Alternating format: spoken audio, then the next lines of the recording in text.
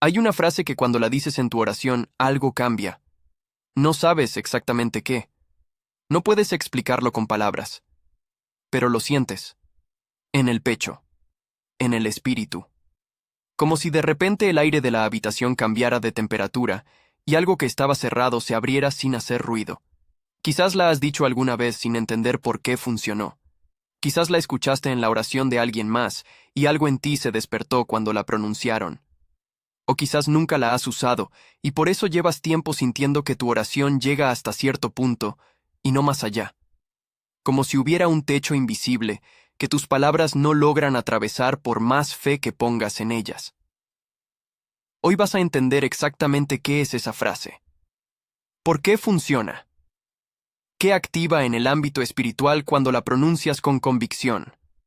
¿Y por qué los creyentes que la usan consistentemente experimentan una calidad de oración que los que no la conocen simplemente no pueden explicar desde afuera? No es una fórmula mágica. No es un truco espiritual. Es una verdad bíblica tan profunda y tan poderosa que cuando la entiendes completamente no puedes volver a orar sin ella. Y llevas siglos en la Escritura esperando que alguien te la explicara de esta manera. Hoy, vivimos en un tiempo donde la oración se ha vuelto rutinaria para millones de creyentes. Se convirtió en el casillero que marcan en la mañana antes de salir al trabajo. En las palabras que repiten antes de dormir porque es lo que siempre han hecho. En la obligación espiritual que cumplen sin expectativa real de que algo cambie. Y esa rutina no es el resultado de falta de amor por Dios. Es el resultado de no haber descubierto todavía qué es lo que convierte una oración ordinaria en un encuentro extraordinario. ¿Qué es lo que hace que algunas oraciones queden resonando en el espíritu días después de haberlas pronunciado, mientras otras se evaporan antes de terminar la frase? Pero ¿y si te dijera que hay algo específico que Jesús mismo activó en sus oraciones, que producía resultados que ningún otro maestro de su tiempo podía replicar? Y que ese mismo elemento está disponible para ti hoy, en tu cuarto, en tu momento de oración, sin importar cuántos años llevas en la fe, ni cuán imperfecta crees que es tu vida espiritual. La Biblia lo revela con una claridad que me sacude cada vez que lo estudio. Y todo lo que pidiereis al Padre en mi nombre, lo haré, para que el Padre sea glorificado en el Hijo. Juan 14:13. Lo que anhelas en tu oración no es complicado de describir, pero es profundo de experimentar. Quieres que cuando ores pase algo real, que no sean solo palabras que suben y se pierden, que haya un movimiento genuino en el ámbito espiritual, que cuando termines de orar sientas que algo fue diferente, que algo se movió, que el Padre estuvo presente de una manera que puedes reconocer, aunque no puedas explicar completamente. Ese anhelo es legítimo, es bíblico, y hoy vamos a encontrar juntos la frase que lo activa.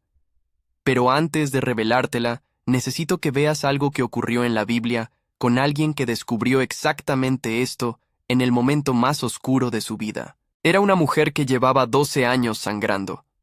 12 años de médicos que no pudieron ayudarla. 12 años de gastos que la dejaron sin nada. 12 años de exclusión social, porque su condición la hacía ceremonialmente impura según la ley. 12 años de orar, de buscar, de esperar sin ver ningún cambio. Hasta que un día escuchó algo sobre Jesús, y en ese momento algo se activó en ella. No era un plan elaborado, no era una oración perfectamente estructurada, era una frase, una sola convicción expresada desde lo más profundo de su ser. Si tan solo toco el borde de su manto, seré sana. Esa frase, esa declaración de fe específica y personal, fue lo que la hizo moverse entre la multitud, abrirse paso, extender la mano, tocar, y en el momento en que lo hizo, Jesús se detuvo. Entre toda la multitud que lo apretujaba, sintió que algo había salido de él, poder, hacia ella, y le dijo, «Tu fe te ha sanado». Su nombre no aparece en el texto de Marcos 5, pero su historia sí. Y la frase que activó su milagro es la misma clase de frase que vas a aprender a usar en tu oración hoy. Antes de continuar, si este mensaje ya comenzó a encender algo en tu interior, suscríbete a nuestro canal ahora mismo y activa la campanita. porque lo que viene en los próximos minutos necesitas escucharlo completo.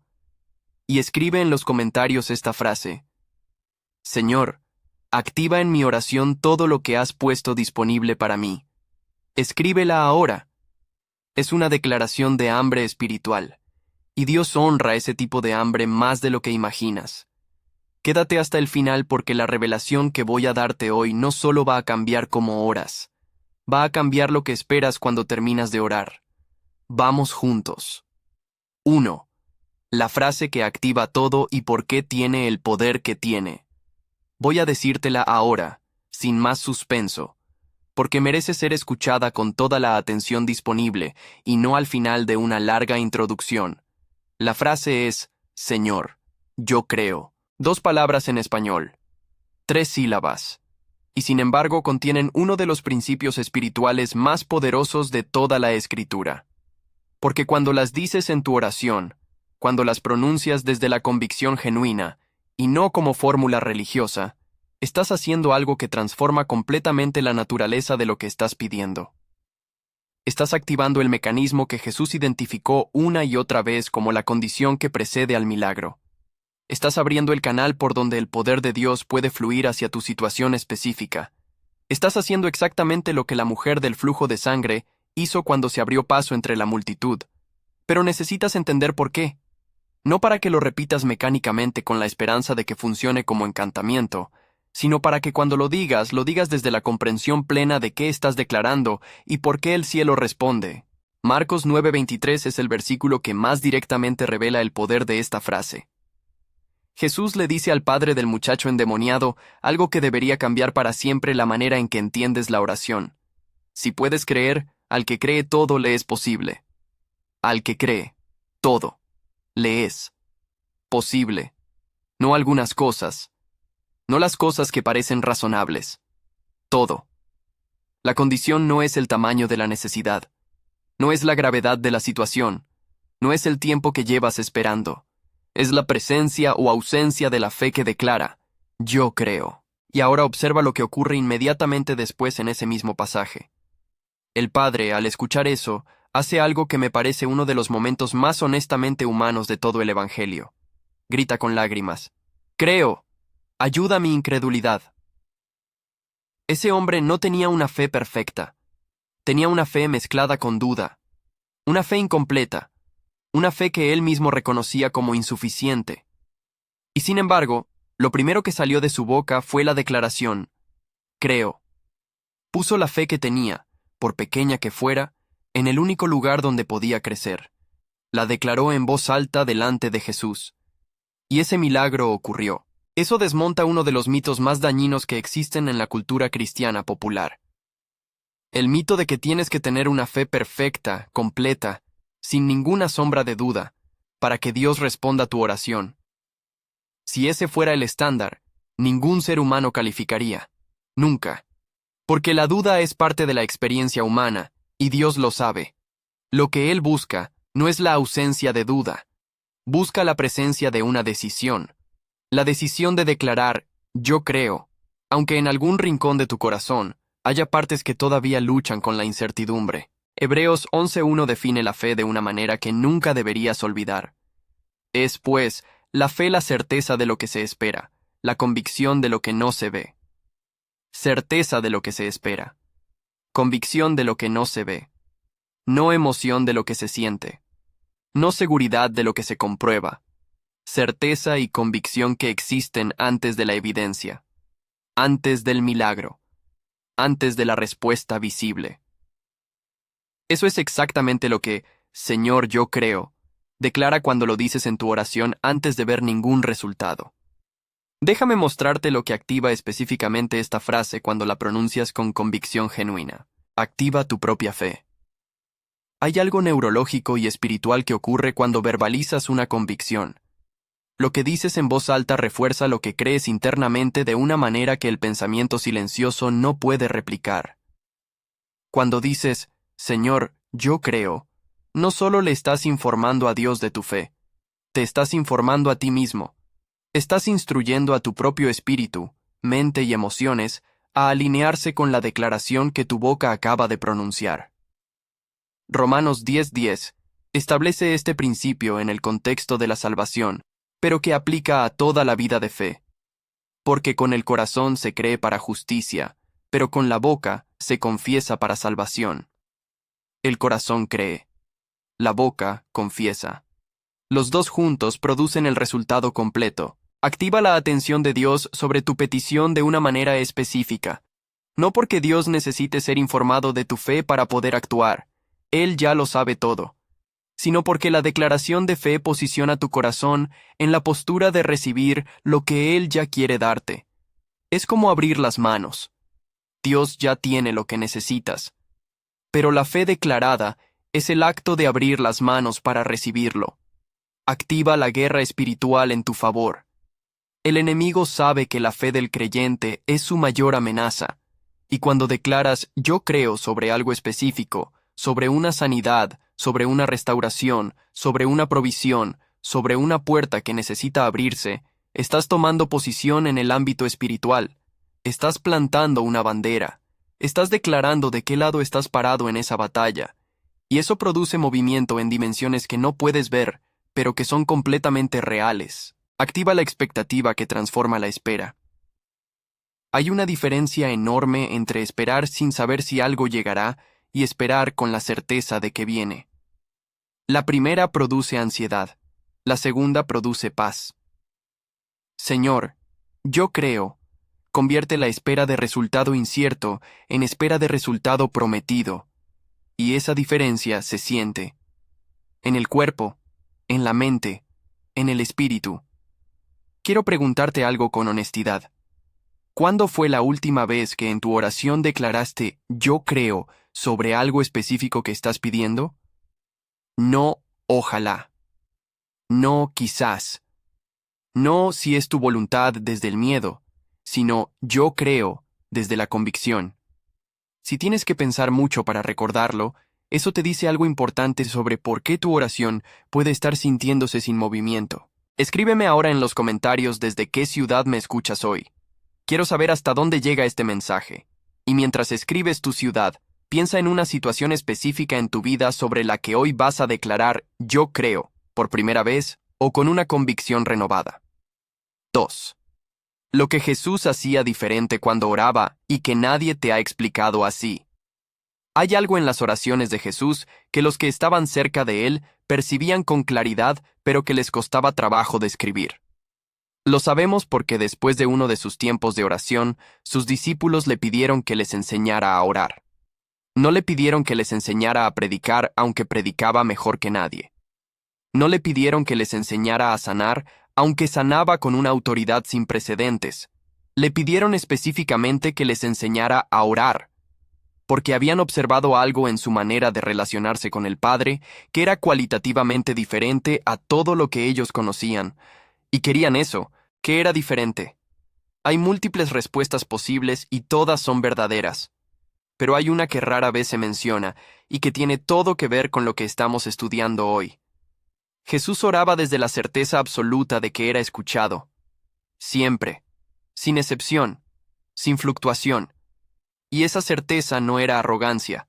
Era el resultado de una relación de comunión tan profunda con el Padre que la fe no era un esfuerzo que hacía. Era el estado natural de su corazón en relación con el Padre. Juan 11 contiene una de las oraciones más reveladoras de Jesús sobre este tema. Está frente a la tumba de Lázaro. Y antes de ordenar que salga, levanta los ojos al cielo y ora. Y lo que dice es esto: Padre, gracias te doy por haberme oído. Yo sabía que siempre me oyes, pero lo dije por causa de la multitud que está alrededor, para que crean que tú me has enviado. ¿Lo captaste? Jesús no oró para convencer a Dios. No oró para activar algo que de otra manera no ocurriría. Oró para que la multitud viera la conexión entre el Padre y el Hijo. Porque la certeza de que era escuchado ya existía antes de pronunciar una sola palabra. Y desde esa certeza, la declaración de fe era la expresión natural de una relación que nunca dudó. Ahora eso es exactamente lo que, Señor, yo creo, construye en tu vida de oración cuando lo usas consistentemente, no en un día, con el tiempo, cada vez que lo declaras y luego ves la fidelidad de Dios, cada vez que lo pronuncias sobre algo específico y la respuesta llega. cada vez que lo dices en la oscuridad, sin evidencia visible, y aún así la paz que sobrepasa el entendimiento llena tu corazón. Esas experiencias acumuladas construyen progresivamente la clase de certeza que Jesús tenía. No la certeza de la arrogancia, sino la certeza del Hijo que ha visto al Padre ser fiel tantas veces que la duda ya no tiene dónde instalarse. Pero hay algo que necesito confrontar aquí con la firmeza de un pastor que te ama. Hay creyentes que dicen, yo creo sin creer, que usan la frase como parte del vocabulario religioso correcto, pero sin la convicción que la debería respaldar. Y eso no produce nada, porque Dios no responde a las palabras, responde al corazón desde el que salen las palabras. Y un yo creo pronunciado desde la incredulidad es tan ineficaz como no decirlo. ¿Cómo sabes si estás diciendo yo creo desde la fe genuina o desde el ritual religioso? Aquí están las señales. La fe genuina produce paz después de declarar. Cuando dices yo creo desde una convicción real, algo en tu interior se asienta. La ansiedad disminuye, no porque la situación cambió, sino porque la postura de tu corazón cambió. Esa paz es la evidencia interna de que la declaración fue genuina. La fe genuina produce acción consecuente. Santiago 2:17 no deja espacio para la interpretación. La fe, si no tiene obras, es muerta en sí misma. Si declaras, yo creo en la sanidad, pero te niegas a ver el médico que Dios pone en tu camino, hay una contradicción. Si declaras, yo creo en la provisión, pero te niegas a dar el paso de trabajo o de administración que está en tu mano, hay una contradicción.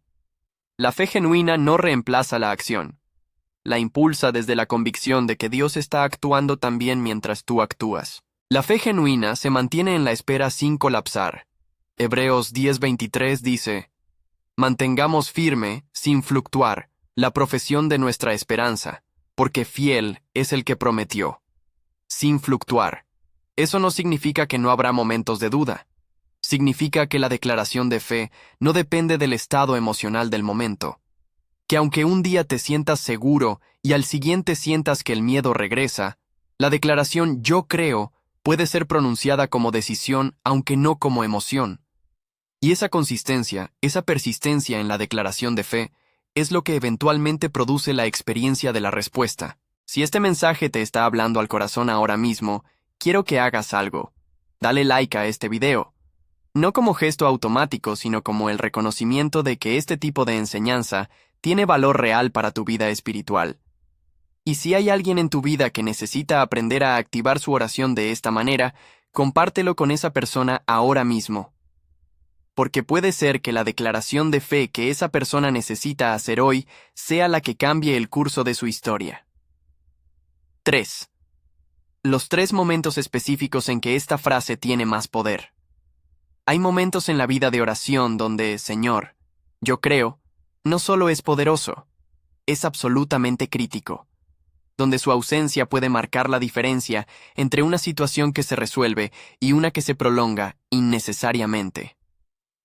Y quiero darte esos 3 momentos con la precisión de quien quiere que realmente uses esta enseñanza en tu vida práctica, y no solo la almacenes como información espiritual interesante. El primer momento crítico es cuando oras por algo que llevas mucho tiempo esperando. Esta es quizás la situación donde más se necesita y donde más escasea. Cuando has orado por algo durante meses o años sin ver la respuesta, la tendencia natural del corazón humano es ir disminuyendo la intensidad de la fe con cada día que pasa sin evidencia. El primer mes oras con convicción. El 6º mes oras con esperanza. Al 2º año oras por costumbre. Y eventualmente la oración ya no tiene yo creo, porque la espera lo fue desgastando lentamente. Eso es exactamente lo que el enemigo quiere, porque la espera larga no es necesariamente señal de que Dios no va a responder. A veces es la preparación para que cuando llegue la respuesta la puedas recibir completamente. Y el arma que mantiene la fe viva durante la espera larga es exactamente esta declaración. Volver cada día a, Señor, yo creo en tu promesa sobre esto, aunque lleve años sin evidencia visible. Como Abraham que contra toda esperanza creyó en esperanza, como lo describe Romanos 4:18. No creyó porque veía, creyó porque conocía al que había prometido. Y esa fe declarada fue la que al final produjo el cumplimiento de lo que parecía imposible. El segundo momento crítico es cuando las circunstancias gritan lo contrario de lo que estás pidiendo. Cuando el médico dio un diagnóstico que contradice la sanidad que estás reclamando. Cuando los números en la cuenta bancaria contradicen la provisión que estás declarando. Cuando la conducta de tu hijo contradice la restauración que estás creyendo. En esos momentos, cuando la evidencia visible está completamente alineada contra lo que estás pidiendo, es donde, Señor, yo creo, tiene su mayor peso y también su mayor costo. Porque declararlo en ese momento no es negar la realidad. Es una cosa muy diferente. Es afirmar que hay una realidad más alta que la visible. Que el diagnóstico es real, pero el Dios que sana es más real. Que los números son reales, pero el Dios que provee está por encima de los números. Que la conducta del Hijo es real, pero el Dios que transforma corazones es más poderoso que cualquier patrón de comportamiento. Esto es lo que 2 Corintios 4:18 describe. No mirando nosotros las cosas que se ven, sino las que no se ven. Pues las cosas que se ven son temporales, pero las que no se ven son eternas. La fe que dice yo creo, en medio de las evidencias contrarias, no es negación. Es perspectiva eterna sobre una realidad temporal. El tercer momento crítico es cuando oras por otros. La intercesión, la oración por otras personas, requiere una dimensión de fe específica que a veces se subestima.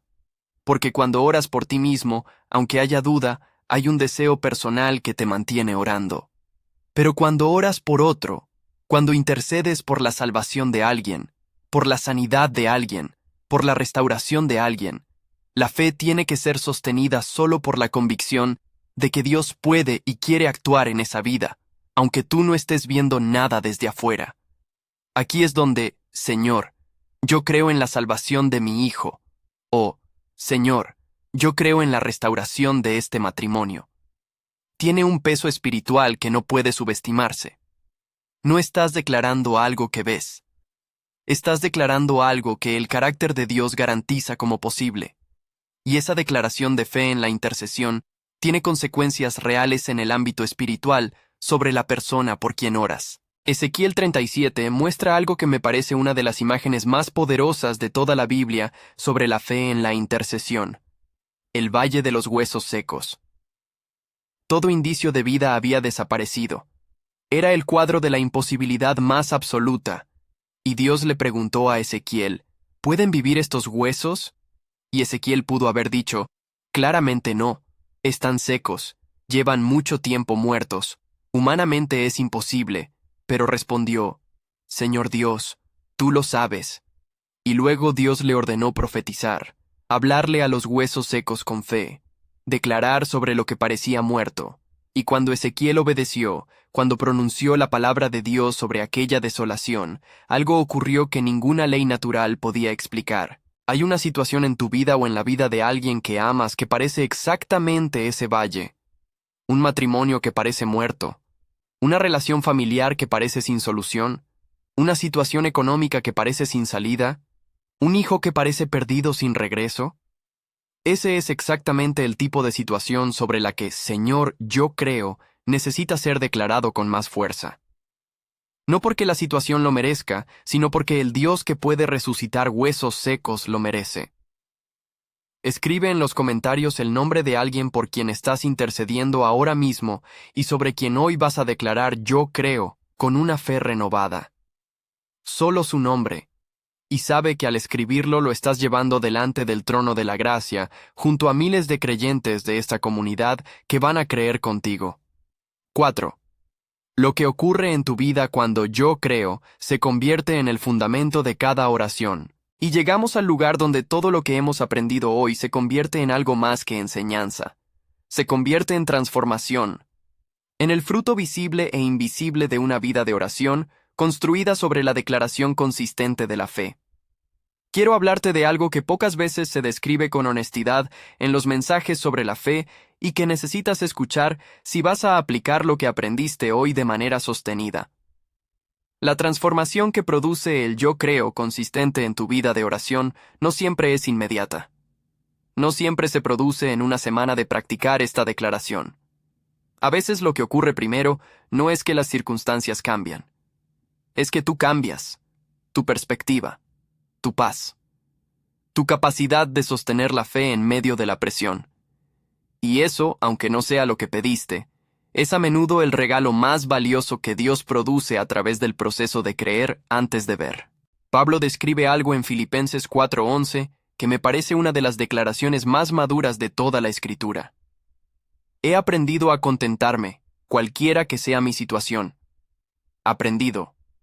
No recibido instantáneamente como regalo. Aprendido. A través del proceso. A través de momentos donde declaró yo creo, y la respuesta no llegó cuando esperaba. A través de períodos de espera que construyeron en él algo que la respuesta inmediata nunca hubiera podido construir. Y al final de ese proceso de aprendizaje, Pablo tenía algo que ninguna circunstancia podía quitarle. Una fe que no dependía de los resultados, sino del carácter de Dios. Eso es lo que el yo creo consistente construye con el tiempo en un creyente. Una fe que no colapsa cuando el milagro tarda, que no se desintegra cuando la respuesta viene diferente a lo que pediste, que no abandona cuando el proceso es más largo y más doloroso de lo que esperabas. Una fe que ha aprendido que el Dios en quien cree es más grande que cualquier circunstancia y más fiel que cualquier expectativa humana. Y que por lo tanto puede declarar, yo creo, no solo cuando todo apunta en la dirección correcta, sino también cuando todo apunta en la dirección equivocada. Quiero cerrar este mensaje con algo que me parece la enseñanza más práctica y más urgente de todo lo que hemos hablado hoy. Necesitas una lista de fe. No una lista de peticiones, una lista de fe. Escribe en un papel o en tu teléfono las situaciones específicas de tu vida sobre las que hoy declaras, Señor, yo creo. No en términos generales, específicamente. Señor, yo creo en la sanidad de esto. Señor, yo creo en la provisión para esta necesidad. Señor, yo creo en la salvación de esta persona. Señor, yo creo en la restauración de esta relación. Y luego, cada vez que ores, antes de presentar esas situaciones como peticiones, primero decláralas como declaraciones de fe. Señor, yo creo antes de pedir. Y pido desde la fe, no hacia la fe. Esa secuencia, creer primero y pedir desde la fe, es la inversión del orden que muchos creyentes tienen, que piden esperando que la respuesta les produzca la fe. Pero la Biblia es clara en el orden correcto. La fe precede a la respuesta, no al revés. Todo lo que pidiereis orando, creed que lo recibiréis, y os vendrá. Creed primero, vendrá después, y cuando comiences a ver esas declaraciones de fe siendo respondidas, una por una, con el tiempo y de la manera que Dios elige, esas respuestas se convertirán en el fundamento de una fe aún más profunda para la siguiente declaración. Y así, respuesta sobre respuesta, fidelidad sobre fidelidad, yo creo sobre yo creo. Se construye la historia de comunión con Dios que ninguna circunstancia puede destruir, porque está edificada no sobre los resultados, sino sobre el carácter inmutable del que prometió. Ese es el creyente que Dios está buscando, no el que tiene fe perfecta, el que declara la fe que tiene y le pide ayuda para la que le falta, no el que nunca duda, el que duda y aún así dice, yo creo, porque ha decidido confiar en el Padre más de lo que confía en sus propias emociones. No el que solo cree cuando ve, el que cree antes de ver y por eso puede ver lo que otros nunca verán. Ese creyente puede ser tú, desde hoy. Con estas dos palabras, Señor, yo creo. Escribe ahora en los comentarios esta declaración completa. Hoy mismo decido que Dios sea el Señor de mi fe y declaro, Señor, yo creo, ayuda a mi incredulidad. Escríbela, porque lo que estás declarando en este momento no es solo texto en una pantalla. Es la misma oración que abrió el milagro de un padre desesperado en Marcos 9, y puede abrir el tuyo. Ahora quiero hablarte de algo que me pesa en el corazón como pastor de esta comunidad. YouTube tiene un sistema que decide qué mensajes llegan a las personas y cuáles se quedan en la oscuridad. Y la realidad es que el contenido de fe genuina, donde se enseña la palabra con profundidad, donde se confronta y se transforma, recibe cada vez menos alcance, a menos que la comunidad haga algo al respecto. Piénsalo de esta manera. La frase, Señor, yo creo, que aprendiste hoy puede transformar la vida de oración de alguien que conoces. Alguien que lleva tiempo orando sin convicción, sin declaración, sin la certeza que activa el poder de Dios en su situación. Cuando compartes este video, cuando le das like, cuando te suscribes y activas la campanita, estás siendo el instrumento que lleva esa frase exacta a la persona que la necesita. No es un gesto trivial. Es mayordomía espiritual. Es la manera en que esta generación pasa la antorcha de la fe de mano en mano. Si no estás suscrito, suscríbete ahora mismo. Y si ya lo estás, gracias. Eres parte de la razón por la que este mensaje llegó hasta ti hoy y puede llegar a miles más mañana. Padre, que cada persona que escuchó este mensaje salga de aquí con "yo creo" grabado en el corazón. Que la próxima vez que se arrodillen esas dos palabras salgan primero, antes de la lista, antes de las peticiones, antes de cualquier otra cosa. Que declaren su fe sobre sus situaciones más imposibles con la convicción de quien sabe que tú eres fiel. Que, Señor, yo creo, se convierta en el fundamento de cada oración y en la postura permanente de su corazón delante de ti. Y que lo que han creído sin ver, lo vean con sus propios ojos en el tiempo que tú has establecido.